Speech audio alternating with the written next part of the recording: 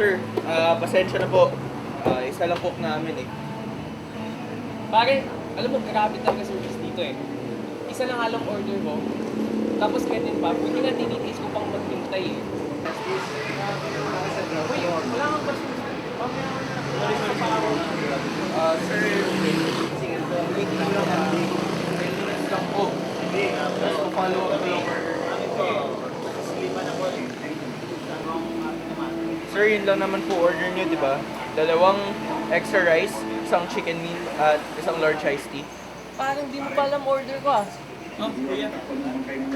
Sorry sir, wait lang sir, unahin na po natin si sir dito kasi kanina pa po siya naghihintay ng order niya.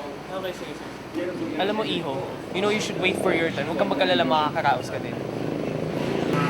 Sir, doon na lang po kayo sa other counter. Ready na po yung order.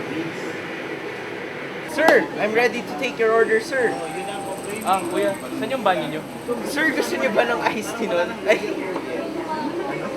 Kuya, ano ba? Yung banyo lang hinanap ko. Yung banyo lang. Sige, nasaan? sir, wala kaming banyo eh. Sir, yun o.